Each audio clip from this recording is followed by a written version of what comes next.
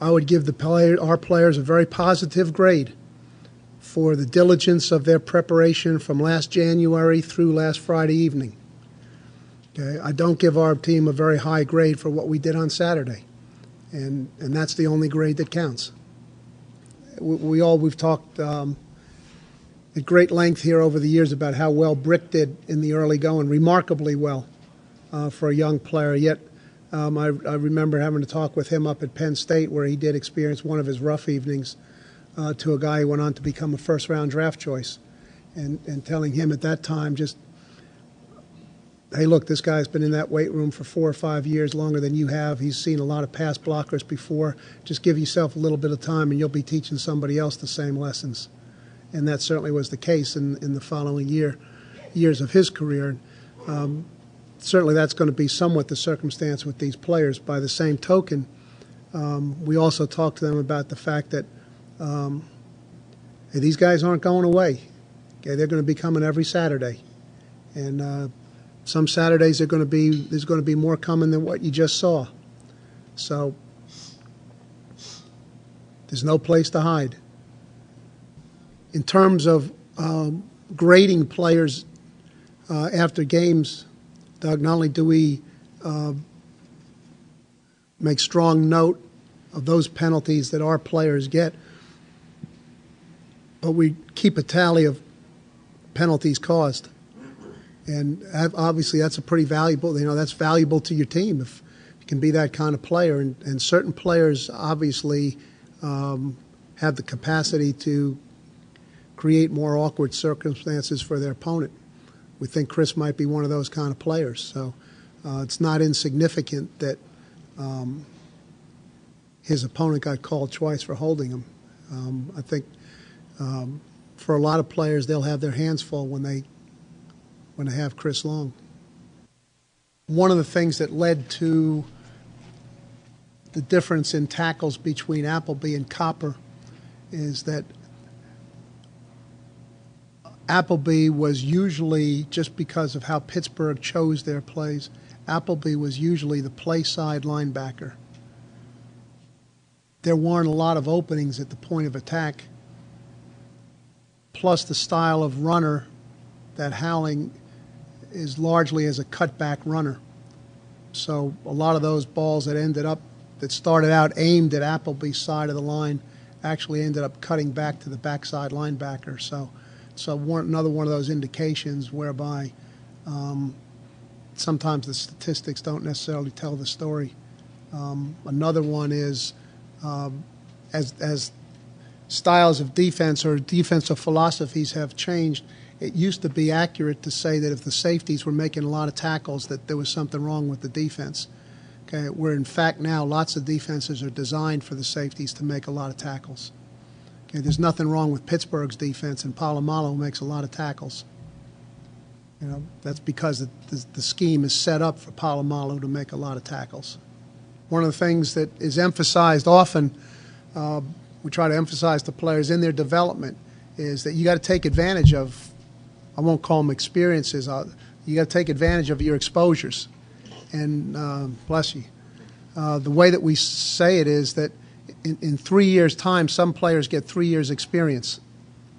Okay, some players might get 1 year's experience 3 times. Some players in 4 or 5 games become a relatively experienced player. Okay, that was one of Ferguson's advantages.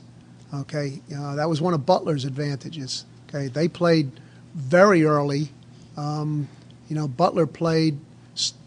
He didn't start the first part of his true freshman year as Ferguson did, but he was starting the latter third of the season, and he started at 2 positions at that time, at guard and at tackle.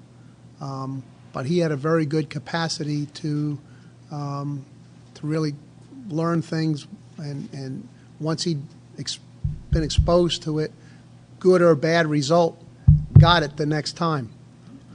John Copper's done that a real good job for us with our defense. During training camp, Jermaine Diaz began to show signs of being that kind of player. As a result, he really got a lot out of camp. Something happened in practice, explain it to him, show it to him on tape. This is how we got to do this the next time it comes up. Next time it came up, he'd get it. Okay, and he did a lot of that in the game. Okay, when this happens in the game, Jermaine, this is how you need to play it. And it happened in the game, and that's how he played it. Now, that's one of the reasons why he ended up with 8 tackles.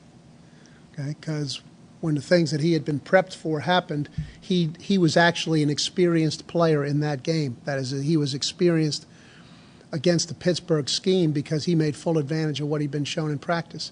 Some players had plays occur that they had been exposed to multiple times in practice, and when they occurred in the game, they didn't get them.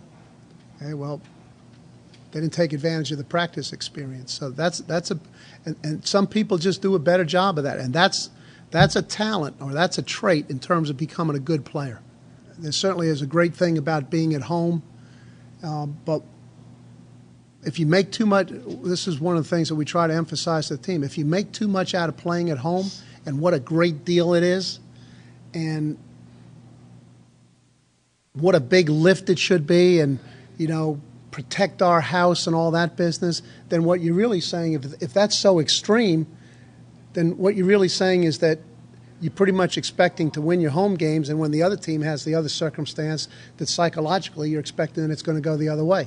And then all of a sudden now you've set your level of expectation very low in terms of what the overall record's going to be, you know. And so that's why really we just, as much as we can, we try to create a mentality with the players that that every game's the same.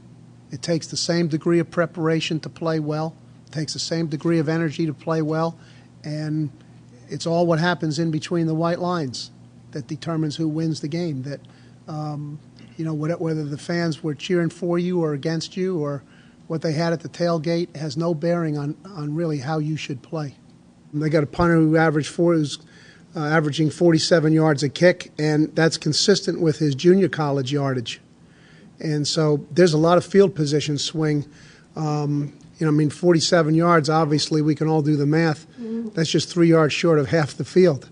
So anytime the ball moves half the field on one play, that's pretty significant. You know, if you had 7 50-yard passes in the game, that'd be a pretty good game passing the ball.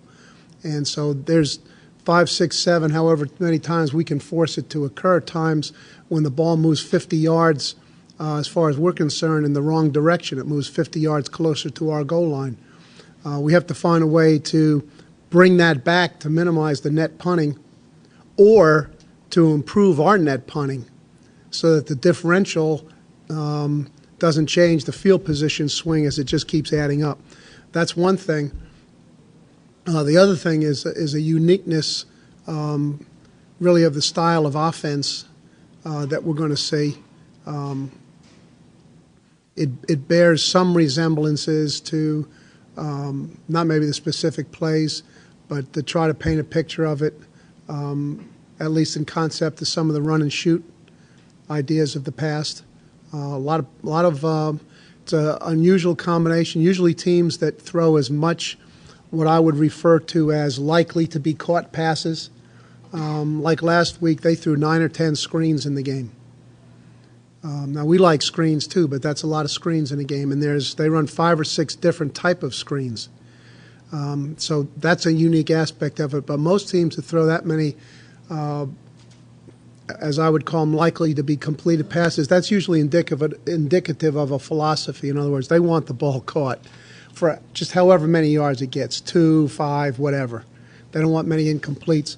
But they have a considerable amount of up-the-field passing that goes with it that kind of belies that particular mentality. So that's quite a bit of different swing from most of the teams that we play. And then, as we just discussed, there isn't much novel. The only novelty in the defensive scheme is that it's novel for us to face it, but it's not novel in terms of what our knowledge or awareness of it is.